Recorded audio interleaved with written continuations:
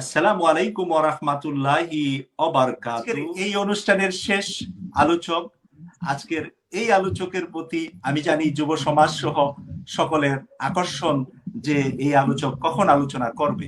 আকর্ষণকে আমরা পরেই দেই, কারণ আকর্ষণের জন্য সবাই অপেক্ষায় থাকে।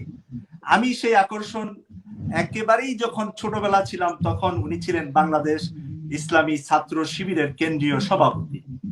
তারপর আন্তর্জাতিক ইসলামী সংগঠন ওয়ার্ল্ড অ্যাসেম্বলি অফ মুসলিম ইউথের উনি সেক্রেটারি জেনারেল ছিলেন।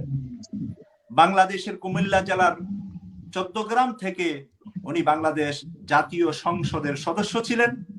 বর্তমান বাংলাদেশ জামাত ইসলামীর কেন্দ্রীয় নায়েবে আমিরের দায়িত্ব পালন করছেন আমাদের সম্মানিত অতিথি ডাক্তার সৈয়দ আব্দুল্লাহ মোহাম্মদ তাহের।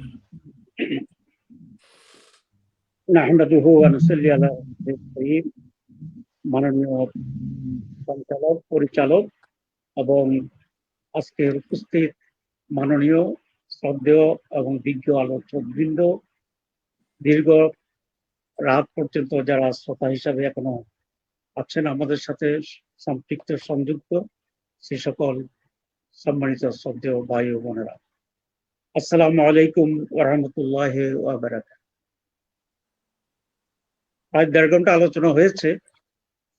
এসব আলোচনা 1 ঘন্টার ভিতরে থাকলেই ভালো অনলাইনে, এবং যথার্থভাবেই সলোমন সাহেব বলেছেন যে আমাদের শ্রদ্ধেয় মুরব্বীরা এখনো আলোচকেরা অপেক্ষা করছেন, টায়ার্ড হয়ে গেছেন। আমি সেই কারণে আর ওনার ব্যাপারে যে সমস্ত আলোচনা হয়েছে আলহামদুলিল্লাহ এগুলোই বিভিন্ন ভাষায় বিভিন্নভাবে হয়তো বা রিপিট করা যাবে। সেজন্য আমি আলোচনাকে একেবারেই সংক্ষিপ্ত করবো ইনশাআল্লাহ। আর আব্দুল হান্নান ভাই ডাকতাম, যদিও আমার চেয়ে বয়সে 30-35 বছরের বড়ই প্রায়। ওনার সম্পর্কে বহু আলোচনা হয়েছে, অনেক আলোচনা হবে ইনশাআল্লাহ। আলোচনা হওয়ার মতোই একজন পুরুষ, এবং ওনার আলোচনা করতে গিয়েই আমরা অনেকটা আবেগ আপ্লুত হই, কারণ আমার সাথে ওনার এত দেখা সাক্ষাৎ হয়েছে, এত উঠা বসা হয়েছে, এত কথাবার্তা হয়েছে, এত স্মৃতি, এত আবেগ। সেই জন্য ওনার ব্যাপারে কথা বলা অনেক সময় কঠিন হয়ে যায়। যাই হোক, আজকে আমি বেশি কথা বলবো না, অনেক কথা বলে আমি সংক্ষেপে ওনার জীবনীটা একটুখানি আপনাদের কাছে পেশ করব, যাতে করে ওনার সম্পর্কে একটি কোথায় কোথায় উনি ছিলেন, কিভাবে বড় হয়েছেন, একটি ধারণা পাওয়া যায়। সেটা আমি আগে পড়ছি, তারপরে দিয়ে একটি কথা বলেই আমি শেষ করবো ইনশাআল্লাহ। শাহ আব্দুল হান্নান কিশোরগঞ্জ জেলার কটিয়াদী উপজেলাধীন কুড়িখাই গ্রামের ঐতিহ্যবাহী শাহ পরিবারে 23শে সেপ্টেম্বর 1939 সালে জন্মগ্রহণ করেন। তার পূর্বপুরুষ শাহ শামসুদ্দিন বুখারী সিলেটে হযরত শাহজালাল রহমতুল্লাহ আলাইহির সহকর্মী ছিলেন। শাহ আব্দুল হান্নান 1961 সালে ঢাকা বিশ্ববিদ্যালয় থেকে রাষ্ট্রবিজ্ঞানে প্রথম স্থান সহ মাস্টার্স ডিগ্রি লাভ করেন। ছাত্র জীবনেই মুসলিম নিউজ ইন্টারন্যাশনাল করাচি, পাকিস্তানের ঢাকা প্রতিনিধি হিসাবে সাংবাদিকতা তার হাতে গড়ি। So he started his life as a journalist. ফকত ভাইয়ের ইনফরমেশনের জন্য বলছি। কলেজের প্রভাষক ছিলেন উনি ছাত্র জীবনে। শুরু করেছিলেন লাইফটা অ্যাজ এ টিচার। 1963 সালে তিনি পাকিস্তান সিভিল সার্ভিসে যোগদান করেন। অর্থ বিভাগ থেকে শুরু করে তিনি শুল্ক মূল্য সংযোজন বিভাগের কালেক্টর, দুর্নীতি দমন ব্যুরোর মহাপরিচালক, জাতীয় রাজস্ব বোর্ডের সদস্য ও চেয়ারম্যানের দায়িত্ব পালন করেন। স্বাধীনতার পর তিনি রাজস্ব বোর্ডের দ্বিতীয় সচিব হিসেবে প্রথম যোগদান করেন এবং অল্প দিনের মধ্যেই এর প্রথম সচিবের দায়িত্ব পান। এদেশে যুগান্তকারী মূল্য সংশোধন কর ভ্যাট ব্যবস্থা তার হাত দিয়েই প্রবর্তিত হয়। পরবর্তীতে তিনি 1957 সালে জাতীয় রাজস্ব বোর্ড এনবিআর এর চেয়ারম্যান নিযুক্ত হন। তার সুদক্ষ কর সংগ্রহ ব্যবস্থাপনা এবং কর ভিত্তিক সম্প্রসারণ নীতির বাস্তবায়নের কারণেই আজ বাংলাদেশের অভ্যন্তরীণ আয় বৃদ্ধি পেয়ে দেশ নিজ পায়ে দাঁড়াতে সক্ষম হচ্ছে। সর্বোপরি স্বাধীনোত্তর সময়ে জাতীয় রাজস্ব বোর্ডকে সম্পূর্ণ নতুন আঙ্গিকে ঢেলে সাজানোর পিছনে তার অবদান বিশেষভাবে উল্লেখযোগ্য। 1992 সালে তিনি বাংলাদেশ ব্যাংকের ডেপুটি গভর্নর। 1995 সালে সমাজ কল্যাণ মন্ত্রণালয়, 1996 সালে অর্থ মন্ত্রণালয়ের ব্যাংকিং বিভাগ এবং 1997 সালে অভ্যন্তরীণ সম্পদ বিভাগের সচিব। 1998 সালে তিনি বাংলাদেশ সরকারের সচিব পদ থেকে পদত্যাগ। এদেশে ইসলামী ব্যাংকিং প্রতিষ্ঠার স্বপ্নদ্রষ্টার অন্যতম একজন তিনি। ইসলামী ব্যাংক বাংলাদেশ লিমিটেডের চেয়ারম্যান হিসেবে 4 বছর দায়িত্ব পালন করেন। এছাড়াও তিনি Islamic economics research bureau, central Shariah board for Islamic banking in Bangladesh, Islamic bank consultative forum সহ বহু প্রতিষ্ঠানের গুরুত্বপূর্ণ দায়িত্ব পালন করেন। তিনি কিছুদিন Asian university of Bangladesh, Darul Ihsan university ভারপ্রাপ্ত ভাইস চ্যান্সেলরের দায়িত্ব পালন করেন। এছাড়াও তিনি north south university, Manarat international university, Darul Ihsan trust, Ibn Sina trust, Bangladesh institute of Islamic thought IIT DIIT, এটি আমেরিকায় প্রতিষ্ঠিত একটা আন্তর্জাতিক research organisation, international Islamic thought এরই বাংলাদেশ চ্যাপ্টার। এ সকল প্রতিষ্ঠান পরিচালনার ক্ষেত্রে উনি ছিলেন পাইওনিয়ার। তার উল্লেখযোগ্য গ্রন্থসমূহ হল সোশ্যাল লজ অফ ইসলাম, উসুল আল ফিক, দেশ সমাজনীতি এবং রাজনীতি, ল ইকোনমিক্স হিস্ট্রি, বিশ্ব পরিস্থিতি অর্থনীতি ও ইসলাম বিষয়ক বিশ্লেষণ, আমার কাল আমার চিন্তা, ওনার জীবনী, অষ্টম কলাম, সমাজ সংস্কৃতি রাজনীতি ভাবনা, বিষয় চিন্তা, my essays on socio-political and Islamic issues, selected essays on Islamic political economy and contemporary issues, Islam and gender, the Bangladesh perspective, ইসলামী অর্থনীতি, দর্শন ও কর্মকৌশল, নারী, ইসলাম ও বাস্তবতা, রিয়েলিটি। সংক্ষেপে আপনারা অনেকে বলেছেন যে যাতে করে এক নজরে ওনার কার্যকলাপ সম্পর্কে মানুষ জানতে পারে সিস্টেমেটিক্যালি, সেই জন্য আমি ওনার জীবনী সংক্ষেপে আপনাদের সামনে উপস্থাপন করছি।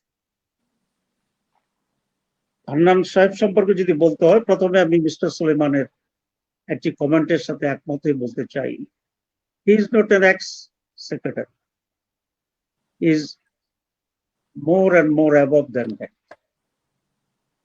বাংলাদেশের কোন সেক্রেটারি অনেক দক্ষ ছিলেন কিন্তু এত কিছু ছিলেন না। বাংলাদেশের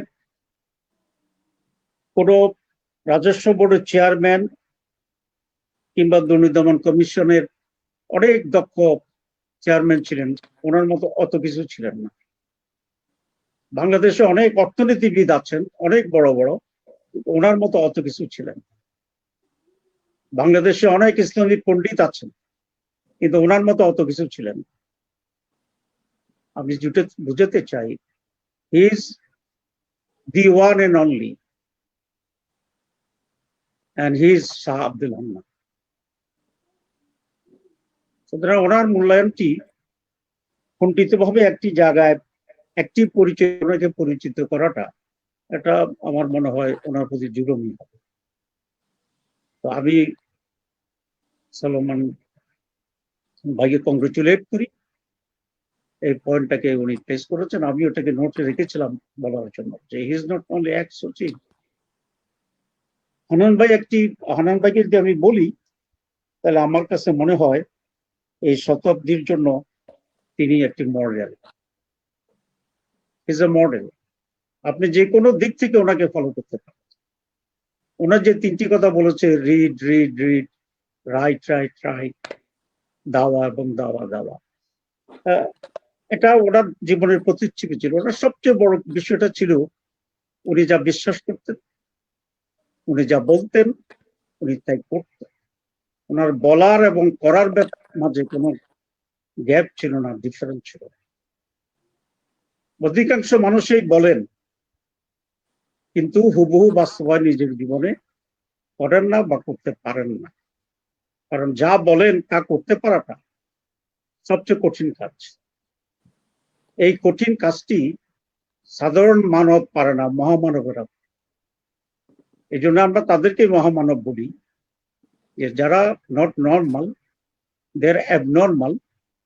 অ্যাবনর্মালের দুটো সাইড আছে আপনারা জানেন, below normal abnormal, above normal abnormal. Sir Abdul Hannan was above normal abnormal personality, যেটি খুবই রেয়ার, পাওয়া যায় না। আমি ব্যক্তিগতভাবে লক্ষ লক্ষ মানুষকে দেখেছি, সংস্পর্শে এসেছি, এবং ইসলামী আন্দোলনও আমরা অনেক মানবের সাথে সাক্ষাৎ হয়েছে আমার দেশে এবং বিদেশে, বহু দেশে। গত 50 বছরের যারা বিভিন্ন দেশে ইসলামের নেতৃত্ব দিচ্ছেন, তাদের প্রায় সকলের সাথেই ব্যক্তিগতভাবেই আমার দেখা সাক্ষাতের সুযোগ হয়েছে, আমার ইন্টারন্যাশনাল যে দায়িত্ব ছিল সেই কথা। নিঃসন্দেহে তারা অনেক বড় মাপের মানুষ, কিন্তু হান্নান ভাইকে আমি তার চেয়ে একটু ডিফারেন্ট দেখেছি। এবং ইসলামী আন্দোলন ওনার প্রভাবটা এত বেশি ছিল, ওনার মৃত্যুর পরে আমি আরেক নেতৃবৃন্দের সাথে বলেছিলাম যে he was so strong a personality এবং so much influential a personality in the Islamic movement, especially Jamaat Islami বা ইসলামী ছাত্র শিবির। উনি কিন্তু কখনোই আমাদের সুরের মেম্বার ছিলেন না, আমির ছিলেন না, নায়েবে আমির ছিলেন না, বা কেন্দ্রীয় কোনো নেতা ছিলেন না। নির্ধারিত কোনো পোর্টফোলিও হোল্ড না করে, অফিসিয়াল কোনো অথরিটি অর্জন না করে, একটি দলের প্রতি হাইয়েস্ট অথরিটি সম্পন্ন মানুষের মতো প্রভাব বিস্তার করা এবং সেই পরিমাণ আনুগত্য পাওয়ার যে অধিকার, সে অধিকার অটোমেটিক্যালি পাওয়া, এটা অফিসিয়ালি রেসপন্সিবল অথরাইজড পার্সনের চেয়ে অনেক বেশি যোগ্যতা না হলে এটা হয়। যেমন আপনি একটা প্রতিষ্ঠানের সভাপতি, কিন্তু আপনার চেয়েও প্রভাবশালী আরেকটা লোক আছে যিনি বেশি প্রভাব বিস্তার করতে পারেন। এর মানে কি? He is not a president, he is not a secretary, he does not hold any official position, but his influence, directly or indirectly, above everyone. It means he's so personality, so powerful, so attractive, so magnetic, যে তিনি chair দখল না করে চেয়ারের উপরে প্রভাব বিস্তার করতে পারেন। এবং it is not in Jamaat even, আপনারা যারা বলছেন এবং যারা বিশ্লেষণ করেছেন, যে উনি যেখানে প্রত্যেকটি জায়গায়, চাকরির ক্ষেত্রে বলেন, তার ব্যাংকের দায়িত্বের ক্ষেত্রে বলেন, অন্যান্য জায়গায় বলেন, he is always exert seen and unseen influence, যেটা ওনাকে ওই জায়গায় সকলের চেয়ে ডিফারেন্ট করে দিয়েছে। And he is really different সব জায়গায়। উনি যখন যে সচিবের জায়গায় ছিলেন, হি ওয়াজ ডিফারেন্ট। উনি যখন রাজস্ব বোর্ডের চেয়ারম্যান ছিলেন, হি ওয়াজ ডিফারেন্ট। উনি যখন এনবিআর এর উনি যখন অ্যান্টি কারাপশনের চেয়ারম্যান ছিলেন, হি ওয়াজ ডিফারেন্ট। হান্নান ভাইয়ের অনেক বড় গুণটা ছিল, হি ওয়াজ ভেরি ইজি পারসন। যে কোনো লোক তার কাছে যেতে পারে, যে কোনো লোক। এবং ওনার শেষ নসিহতের ভিতরে উনি এটা লিখেছেন যে সরকারি অফিসারদের যে কোনো লোককে সাক্ষাৎকার দেওয়া উচিত। ওনার দরজা খোলা থাকতো, পিয়ন সেখানে কোনো বাধা দিতে পারত এবং সকলের সমস্যা শুনতেন সহজভাবে সলভ করে দিতেন। কে ওনার কাছে গিয়েছে কোন মাপের, সেটা আপনারা ওনার কাছে এটা ছিল না। এবং ওনাকে আমি এখানে আমাদের মৌলানা মোহতারাম হাসান ওনার সামনে আমি কোরআন উদ্ধৃত করতে সাহস করি কম, কারণ হাবিমা রাহমাতুম মিনাল্লাহ লিনতালাহু যে কথা বলা হয়েছে, যে আল্লাহর পক্ষ থেকে এটা আপনার জন্য রহমত যে আপনি নরম দিল রয়েছেন। কাকে বলছে? রহমতুল্লাহ আলামিনকে বলতেছে, যিনি এত হৃদয়ের ভিতর, তাকে বলছে। হান্নান সাহেবের হৃদয়ের ভিতর he was very lenient, he was very lenient. আপনি ওনাকে এই কোরআনের ফুললি প্রতিচ্ছবি দেখেন, সফট, মোর সফট। ওদের যুদ্ধের সময় রসুল যখন একটুখানি আহত হতেন, তখনই এই কোরআনের নাজিল আয়াত নাজিল হয়। আবার ওনার কেন বিরোধিতা করেন লোকেরা? বিরোধী লোক, কারণ হি ওয়াজ সো সফট, এবং ওটাকে আমার কাছে মনে হয় যে ম্যাগের মতো নরম। তো যে এত নরম মানুষ, তার বিরুদ্ধে কি বলতে পারে না। ওনাকে ফলো করা মানে ইসলামের বেসিক বাস্তব রূপকে ফলো। ইসলামে তো সবই ঠিকই আছে, সব বলা আছে, সবকিছু আছে, কিন্তু উনি যা করছেন এই সবকিছু তো ইসলামে বলাই আছে। ওনার মাহাত্ম হচ্ছে উনি প্র্যাকটিক্যালি ইসলামকে নিজের জীবনে ডেমনস্ট্রেট করে আমাদের জন্য আরেকটি এক্সাম্পল হিসাবে, লিভিং এক্সাম্পল হিসাবে উনি প্রতিবাদ হয়েছেন, এবং আমরা এটা দেখে ডাইরেক্টলি শিখতে পারি। আমার কাছে সবসময় একটি বিষয় থাকে মাওলানা মোহতারাম পাচন, যে রসুল আকরাম সাল্লাল্লাহু আলাইহি ওয়াসাল্লাম মাত্র 23 বছরে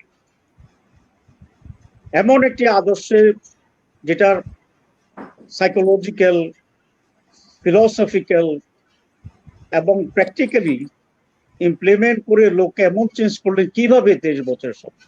আবার দেখলাম উনি ওয়াইফ সাথে ঠাট্টা মশকরা করছেন, আবার দেখলাম নাতিদেরকে কাঁধের উপর বসেছেন, আবার দেখলাম আসার পরে উনি আর ঘুমাই যান, উনি আর কাজ করেন। আমরা তো রাত 1:30-2টা বেজে যাই বাসে আসতে, মিটিং শেষে।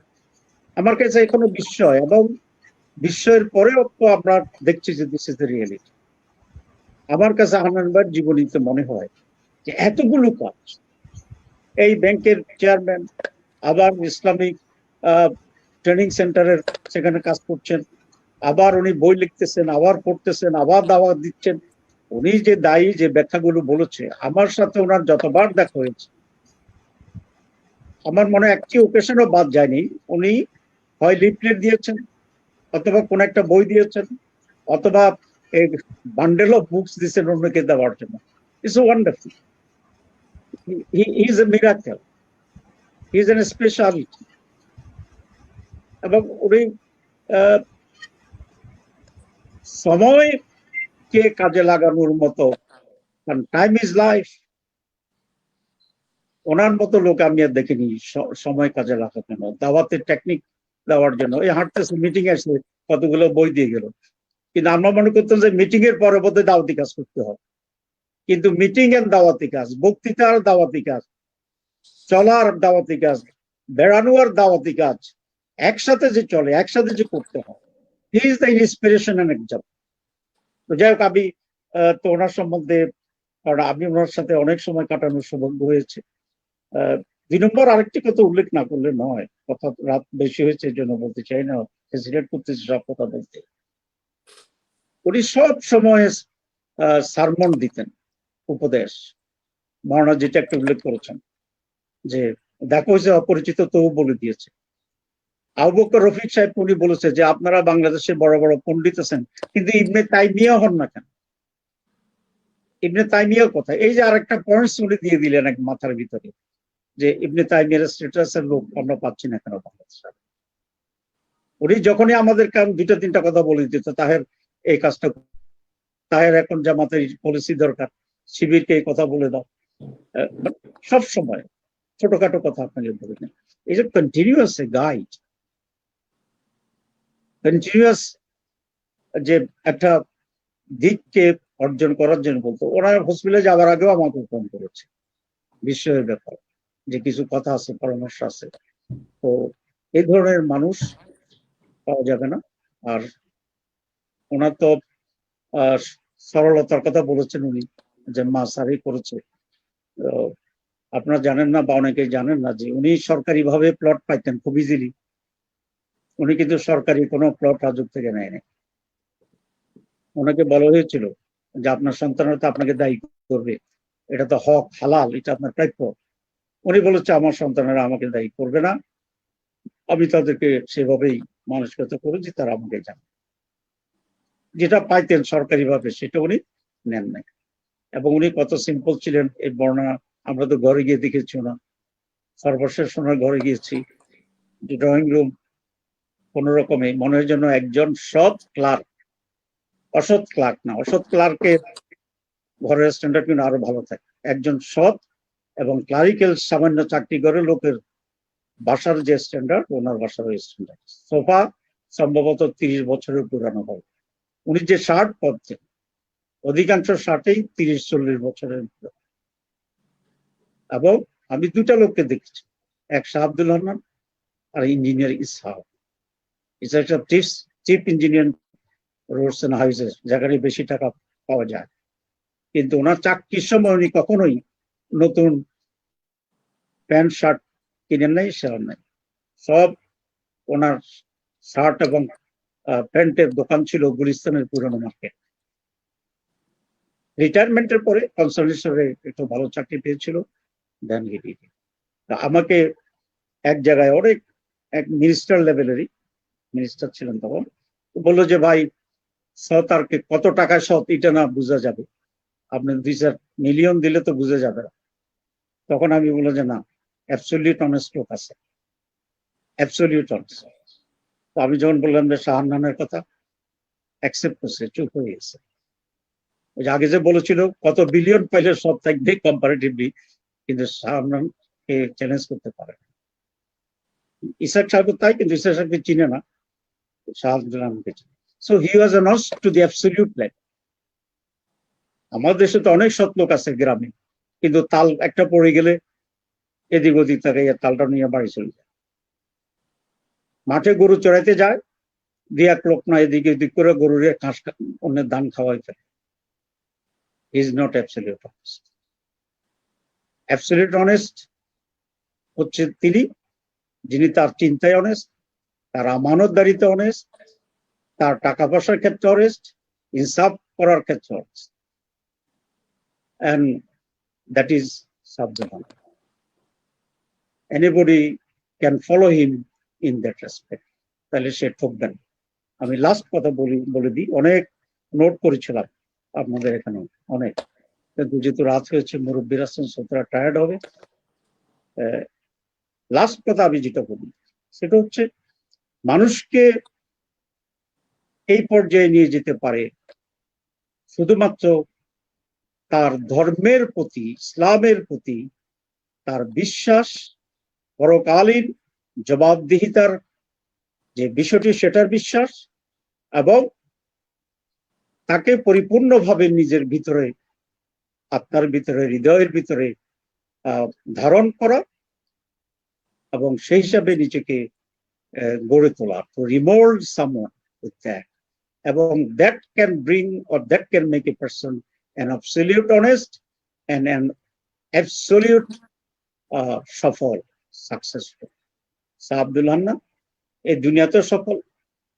উনি গরিব সাধারণ জীবন যাপন করতেন, কিন্তু উনি কি সাধারণ ভাবে খাইছেন? না, ওনার বাসাতে তরকারি ছিল না, কিন্তু উনি যখন কারো বাড়িতে দাওয়াতে যেতেন, দাওয়াতেন, তখন কি সে তাকে শুধু শাক খাওয়াইছে?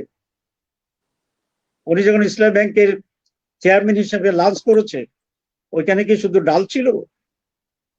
ওনার নিজের গাড়ি ছিল না, মহিজ ভাই বলেছে, কারেক্ট, পার্সোনালি ছিল না, কিন্তু ওনার তো 7-8টা গাড়ি ছিল। ইসলাম ব্যাংকের একটা গাড়ি ছিল, তারপরে ইবনে সিনার একটা গাড়ি ছিল, যখন চাইতো তখন পাইতো। আমি এটা বুঝাচ্ছি যে অ্যাবসলিউট ইসলামকে মানার ভিতরে মানুষ দুনিয়াতেও ঠকে না। ইভেন আপনি যদি বন্ড হইয়াও যদি এটা প্রমাণ করতে পারেন যে আপনি একটা বুজুর্গ মানুষ, বন্ড ভাবেও, তারও কিন্তু খাওয়া দাওয়ার কোনো অভাব হবে না। কেন? মানুষ মনে করবে যে তারে খাওয়াইলে বোধহয় আমার পরকাল হয়ে যাবে। সুতরাং পিওর ইসলামিস্ট, এটা মনে রাখতে হবে, পিওর ইসলামিস্ট হওয়ার ভিতরে মানুষ দুনিয়াতেও ঠকে না, আর আখেরাত তো তার জন্য রিজার্ভ। কিন্তু the important is that you have to really follow the real spirit of Islam and the real injunction of Islam. So Abdul Hannan খুবই সাহসী লোক ছিলেন, কিন্তু এত নরম লোক মনে হয় ভীত হবে।